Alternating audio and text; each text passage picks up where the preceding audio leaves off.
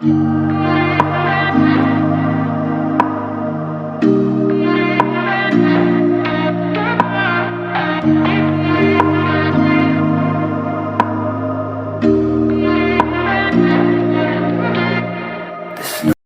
दोस्तों, crime search पर आप देख रहे हैं रतिकांत सुमन को।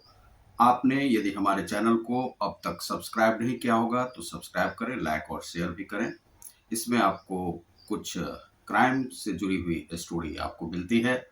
दरअसल क्या है कि 2010 में आलोक मौर्य नाम का एक व्यक्ति शादी करता है, शादी के बंधन में बंधता है। वह लड़की होती है ज्योति मौर्य। ज्योति मौर्य जब शादी करती है तो वह एक सफाई कर्मी ही होता है और उसके जो कार्ड होते हैं, कार्ड में गलत गलत पद लिखे हुए होते हैं। उसके लिए कुछ अधिकारी पद होता है, इसके लिए कुछ अलग पद होता है। वह अपना जो है वह समाज में रुतबा दिखाने के लिए इस प्रकार का कार्य करता है।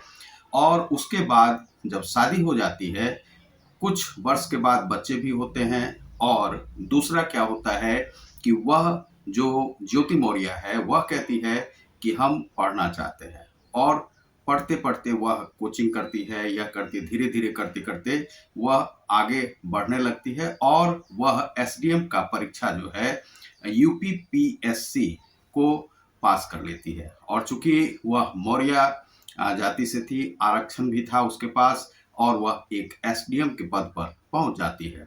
पहुंचने के बाद जो दो बच्चे होते हैं, यह जीवन धीरे धीरे जो है बदलने लगता है। और जो सफाई कर्मी है आलोक, आलोक का जीवन पूरी तरह से बदल जाता है।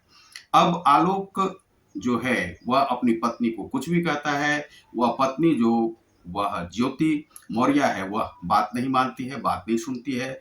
कहा जाता है दायां चलने के लिए तो वह बायां जाती है, दक्षिण तो उत्तर जाती है। वह किसी भी प्रकार से पति की बात नहीं सुनती है। बात इसी प्रकार की हो जाती है कि एक म्यान में दो तलवारें कभी नहीं रह सकती हैं। किसी और पर प्रेम नारियां पति का क्या सह सकती हैं, वही बात इसके साथ होती है। और यह घटना घटने लगती है। वह एक मनीष दुबे जो कमांडेंट है उसके चक्कर में पड़ जाती है, और यह लगभग 1-2 साल से यह घटनाएं उसके साथ रोमांस चल रहे थे। अब सरकार जो है यह इसमें क्या करे, तो सरकार को कुछ दिखाई नहीं पड़ रहा है कि क्या किया जाए। ये जो दो बच्चे हैं, कभी पापा के पास तो कभी मम्मी के पास, और धीरे धीरे करके वह चूंकि मम्मी अमीर बन चुकी थी तो उसके पास ही वह रहने लगता है। अब ये बेचारा अपना जो जीवन है वह बदलता हुआ देखकर उसके सुख में जो दुख की जो पैवस्त लग गई थी, उसे वह देख करके वह सोच रहा था कि उसे जीवन में क्या मिला। वह चाहता था कि अपनी पत्नी के साथ, बच्चों के साथ अपना जो पूरा जीवन जो है अच्छी तरह से बिताएगा, लेकिन अब उसके जीवन में यह ग्रहण लग चुका था। और वह ग्रहण लगते लगते वह बढ़ते हुए मनीष दुबे के घर तक जा पहुंचा था। मनीष दुबे भी शादीशुदा थे।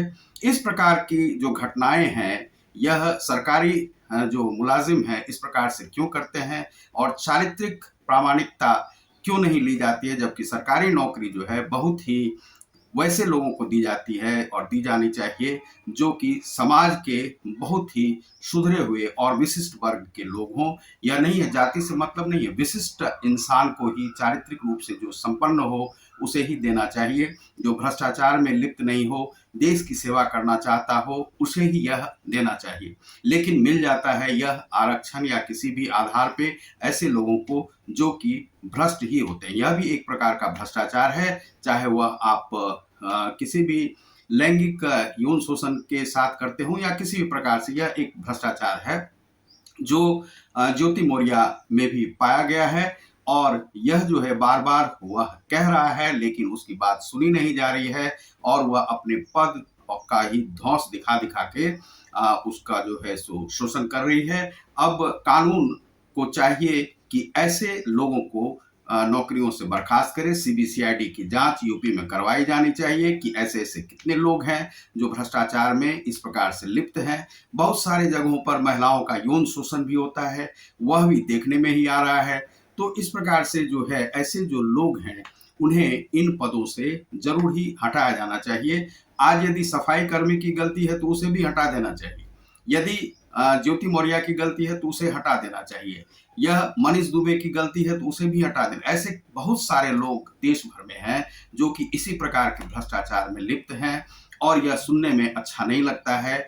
सरकारी जो अधिकारी हैं, सारे अधिकारी ऐसे नहीं होते हैं, लेकिन फजीहत हो गई है उत्तर प्रदेश सरकार की, और ये उत्तर प्रदेश सरकार जो है इसी प्रकार से लगता है कि ऐसे ही मुलाजिमों से भरा हुआ है। तो यह जो है योगी सरकार को बदनाम करने की एक चेष्टा है और इस प्रकार से बदनाम भी किया जा रहा है। ऐसे लोगों को जरूर ही हटा देना चाहिए जिनके बच्चे हो जाते हैं और दूसरे के फेर में पड़ के अपना घर द्वार जो नहीं संभाल सकती हैं, अपने पति को नहीं संभाल सकती, उसके साथ नहीं रह सकती हैं, तो ऐसे दुराचारियों के साथ जो है सरकार नहीं चल सकता है। ऐसे लोगों को सरकारी नौकरियों से हटा देना चाहिए, है कि उसे भी बर्खास्त किया जा सकता है। और सफाई कर्मी की यदि गलती यहाँ पर निकलती है तो उसे बर्खास्त किया जा सकता है। लेकिन यहाँ पर जो यह ज्योति मौर्य है उसके लिए तो यह है कि वह दूसरे पुरुष के संपर्क में है और इसीलिए उस पर जो है सो यह बनता है कि वह चारित्रिक रूप से एक एसडीएम बनने के लायक नहीं है, तो उसे बर्खास्त किया जा सकता है। तो यह यहाँ पर है। यहाँ पर यह नहीं है कि उसे बढ़ा चढ़ाकर बहुत सारे लोग कहते हैं कि अब पत्नियों को पढ़ाना, या सोशल मीडिया पर जो बहुत आ रहा है कि अब पत्नियों को नहीं पढ़ाया जाएगा, पत्नियों को जो है सो पढ़ाना जो है बेकार है, क्योंकि यदि उसे नौकरी लग जाती है तो स्त्रियों के लिए तो आरक्षण है, आरक्षण में वे नौकरी पा ही जाती हैं। अब पुरुषों का यह जो है भारतीय समाज के लिए, भारतीय सामाजिक जो परंपरा है उसके लिए जो है एक असुविधाजनक बनता जा रहा है। इसीलिए इसमें देखा जाना है कि जो ज्योति मौर्य है, इस प्रकार की जो महिलाएं होती हैं उन्हें यह पद नहीं मिले, इसलिए क्योंकि वे चारित्रिक रूप से अपना प्रमाणीकरण नहीं कर पाती है कि वे चरित्र से सही हैं।